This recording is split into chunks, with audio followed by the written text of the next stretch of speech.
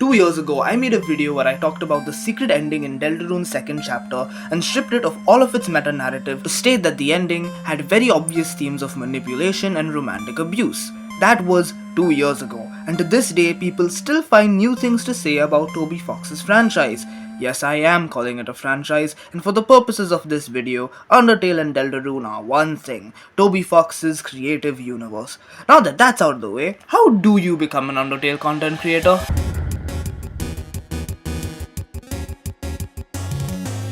The label sounds wrong to me. It makes sense becoming a chess content creator or a content creator for a game with multiple updates and stuff like Mario because you keep having more stuff to work with. Undertale is a one and done RPG bullet hell story game where every single pixel has been torn to shreds and analyzed by everyone and their dog. It baffles me. I don't understand how it works. Maybe you can analyze the game's themes again, but what else can you say that other people haven't already said? You could be a theory crafter and spend the rest of your life coming up with the craziest crack-fueled conspiracies that you can try to connect to the game's hidden themes.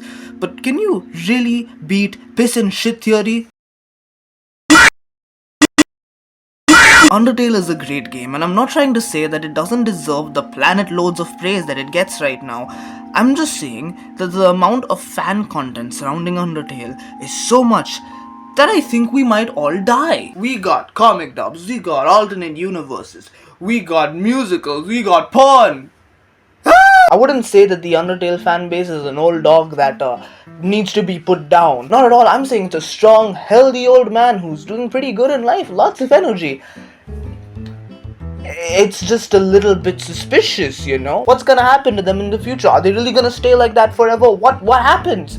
What's happening? For the purposes of the video, I might have to go over what I personally remember from the Undertale fanbase and how it feels now. So, let's look back at history.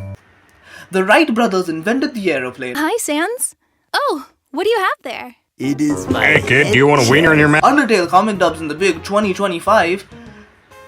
Yeah. Undertale comic dubs were a relatively popular part of the Undertale fan content sphere back when Undertale was at its peak, you know, when everyone was playing it, when it was the big thing. It transcended being a game. It was a cultural masterpiece. Cartoon skeleton with one glowing blue eye. You were being flooded, your YouTube recommendation, flooded with meme compilations where they'd put the sprites on top of people's faces for vines. And that stuff is kinda classic if you ask me. That stuff's kinda kino. But one very big section was Undertale art and Undertale comic dubs. Undertale comic dubs can be split into multiple different things. There's short, silly, haha, this thing is related to Undertale and it's funny, the character did this funny skit. There's also stuff like shipping content, which is a big bag of worms that we are not gonna open right now. She's just so beautiful. And there was serious alternate universe stuff that was written to try and reinterpret what could happen in Undertale if roles were switched, if this happened and that happened, which thinking about it is still kind of silly, okay? It's dumb fun. Again, this stuff was incredibly popular back in the day, but that doesn't mean it still is dead. Fan art will always exist for Undertale. Anytime there's a new artist coming up, they're gonna probably practice with the character from Undertale if they wanna grow up and make big mommy-torial artwork. But there's a very specific form of comic dub that would always catch my eye because I was a young kid who was battling his sexuality. Editor, put it up on the screen. He's coughing out phlegm when he laughs. But shipping culture was so prevalent back then, and I think the biggest change is that it's not there, thankfully, or maybe it's still there. We just need to wait for Deltarune Chapter 3 to come out. By the time this video comes out, knowing how great I am at planning this stuff, Deltarune is probably finished and dead and done, or it's still coming out. Deltarune tomorrow, by the way.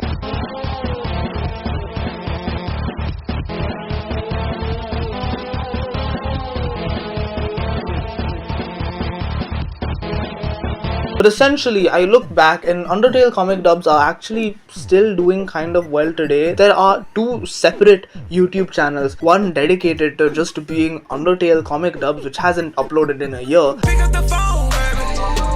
And there's one called Sans Comic TV, which kinda does Five Nights at Freddy's stuff as well, which I think is really funny. But they still do long form, dubbed versions of alternate universe comics, which I still think is really funny. There's still alternate universes being pushed out with fan universes and story extensions. The biggest and most successful one that we've had was Undertale Yellow, a full-fledged, actual, proper fan game, and I'm pretty happy that it exists. It's a very good recreation of Toby Fox's creative style, and it's enough to be its own separate thing without actually seeming like it depends on Undertale too much and tries to just build off of that alone and does nothing else. I like Undertale Yellow. However, from that there came a mod called Undertale Red and Yellow, where it's essentially, what if the soul of Kara and the soul of Clover, like, you could talk to them anytime during your playthrough of Undertale. Whoa! And in my head I'm thinking, okay, it's cute, but we're starting to reach a level where we are so desperate, or at least so hungry, to get any sort of content from this game. Does not expect to see this a lot. I played a little bit of Undertale Red and Yellow. I played throughout the Ruin segment. It's pretty good. I would say it's really interesting. It's cute. Right now I don't see any big difference other than the fact that you have the talk button, and that's fine. But like I said, it's a good mod. It's pretty cute. I like it.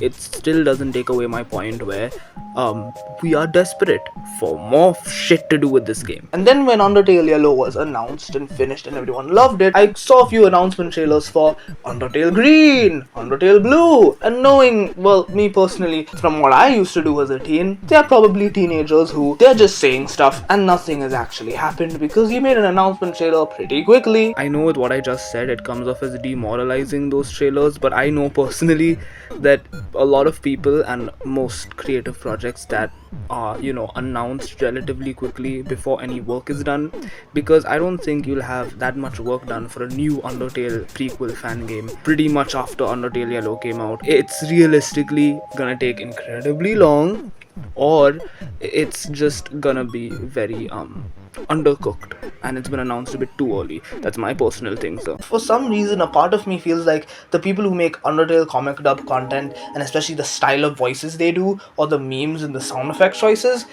feel like they're stuck at that peak. They know that style. They're not gonna go past that because they know it works, gets the views, makes people come back, and most of all, I think the people watching this kind of stuff now, they're not classic Undertale fans. I think it's mostly people who've just joined or people who are now familiar with Undertale, because there's a lot of kids in the comment section, and a lot of the stuff like these different fan reinterpretations, there's no finite way to reinterpret Undertale, but there is a finite amount of brains trying to reinterpret Undertale, and the finite amount of brains reinterpreting Undertale are going to continually find the same ways to rethink of the story, or at least if they try and find a new unique way of doing it, it feels like it retreads the same story beats and doesn't try and make anything interesting. That's why I'm happy that Undertale Yellow came out and just made shit. It just dumped new characters that never even existed before, but it rewrote them to make them feel like they exist in the Undertale universe, just in a separate part of it. That's what I really liked, because it was daring enough, which links to Undertale, but only at like the last second, and that's what I really like. What am I doing with my hands? Deltarune has its own mod called the Ribbit mod. While Deltarune is still the basis of it and it still uses and borrows some of its story elements to make sense in the grand scheme of things, Ribbit is so good, I am not kidding, it deserves huge amounts of praise, and I wish it wasn't as underrated as it is. You might think it's underrated. Shay's video on it has 500,000 views, but to me, 500,000 views is genuinely too little. I might make a Ribbit video in the future, but that's if I'm feeling good and ready to write a 2-hour long script. Its music choices, its story, and genuinely just how much passion and specific creative decisions are so obvious within the game. It's just great. Please play the Ribbit mod. I have nothing else to tell you. You might say right now, Octocore, the reason why you don't like this kind of stuff, the reason why you feel like this stuff still sucks and it's cringe and it's stuck in the past, is because you didn't do that stuff in the past. Well, guess what? If you want to see me reading this fanfiction that I wrote down in my notebook, check it out on the second channel. Promo. What's up, Toriel? Up already, I see. I'm really desperate to sleep with you. I'm starting to see a lot of Undertale fan games, or at least battle fan games, that don't necessarily focus on creating an interesting new fight. I feel like a lot of them that are being released, and again, please correct me if I'm wrong, are just focused on boom, boom, boom, boom, gasta blasta, their bones. So in the future, what I think is gonna happen is we're gonna have to wait for a long while until someone takes the step and is like, guys, here's my Undertale fan battle with a new character or at least something else. Maybe, goddamn, we're fighting Frisk again. But it's relatively interesting and unique and does something cool. Again, I feel like I said this in the beginning of the video. I'm someone who kind of watches the Undertale fanbase, like from a third-person view. I used to be in it. Thank God I'm not in it now, because I speedrun Undertale and I might go back to speedrunning it. I have to still look at what the fanbase is saying, because obviously Undertale speedrunning is a community effort, so you're gonna look at the community. And some of it is like, it's kind of dumb. I don't think it's cringe. I think the fact that there's so much stuff like this and so many different things and so many reinterpretations of the story, so much shipping, is because the game is being loved. And that's the best thing here. The game is being loved because it deserves that love. It is such a good game. Speaking of Undertale mods, moderators, ban that guy. I try to look at Undertale content creators with respect. I try to look at Undertale content creators with like, how exactly are you guys doing this? Because of the fact that it's, again, Undertale, a finite thing that has been broken to shreds already. How do you make something unique and come up with it for the rest of your life if you have a job as a content creator? Now again, I personally am not an Undertale content creator, so I asked to talk about his experiences with it. He ghosted me. Because when you make content specific to one thing and it has a fandom that's very, tight-knit, when you try and shift to other things, people don't actually care about that. Go back to your main subject. So I feel bad for some Undertale content creators, because then again, you really can't get many content ideas from Undertale, but somehow people do it. Undertale, but I use my mouse to beat it. Undertale, but Twitch chat beats it. Oh, and by the way, I was actually trying to write down a route for blindfolded Undertale to make it proper and a real thing, but boom, Shayy has to misuse the fact that I'm a college student and does it himself.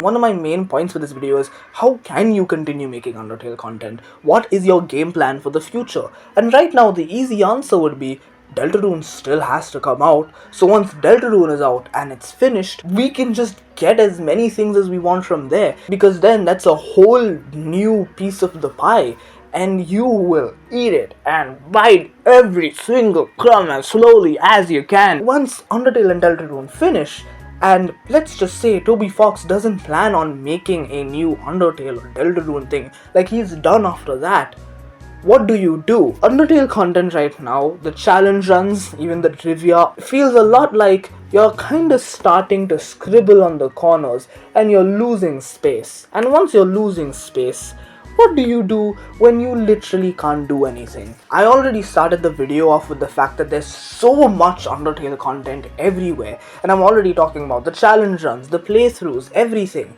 There's a lot, and it kind of feels like I'm wading through a sea of Undertale playthroughs, Undertale theories, Undertale music remixes, because again, it's a game that deserves this stuff.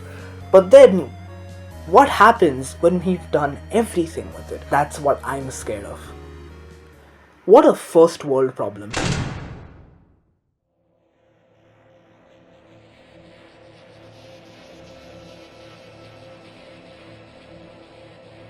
Undertale and Deltarune fans are so desperate for anything new, or at least anything, even a crumb of something new to appreciate, to at least try and have that feeling of new stuff. I want to experience it new. The future looks bleak, and again, I'm mostly talking about the future when Deltarune is done and there's not gonna be anything for a while. I have a point, I'm just not good at explaining it, and the easy answer is love. The reason why there's so much content, the reason why it's still prevailing after 10 years, it's because of love.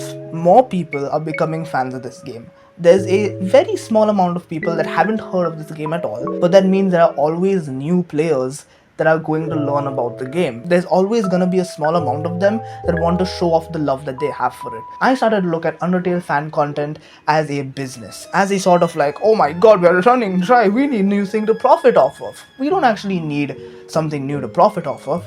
as long as there's love. If someone has put effort into what they've made, that's good and that's fine, and they want to show off how much they love Undertale, that's good because it's a game that deserves that love. That doesn't matter because every single one of these things, the content, even if we are starting to run out of ideas, the animations, the story, are all love. And just because you love it doesn't mean you have to restrict yourself to trying to one-up yourself all the time. I know there's a bunch of YouTube shorts that really are trying to talk about the minutest details about this stuff. Shout out Mystic Slime. So no, we're never gonna run out of stuff. I already think that there's a lot. Team Fortress 2 hasn't had updates in so long, but it still exists, and people don't even follow Team Fortress 2 for the competitive stuff anymore.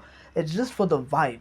It's just because playing it is fun. Team Fortress 2 has the extra films which talk about the characters and give us enough of the character to talk about, to, turn them into funny things, to use as material for the stuff. MSS Blue, which is an incredibly good short film that uses the concept of TF2 and isn't too derivative of the actual source material and makes something amazing that I think even non-TF2 fans will enjoy. Like me, I'm not even a TF2 fan. An Undertale content creator is always gonna try and do some new challenge run, but that means they're having fun with the game. And if they're having fun, that doesn't really matter, does it? The thing is, Undertale will never run out of steam, and that's not a bad thing. In fact, let me tell you why I think it's good that Undertale hasn't run out of steam. See, there are new fans coming to this franchise all the time. Even when I'm talking, maybe someone is loading up Undertale for the first time and they're going to understand it and experience it and have their minds opened to one of the best gaming experiences that exists.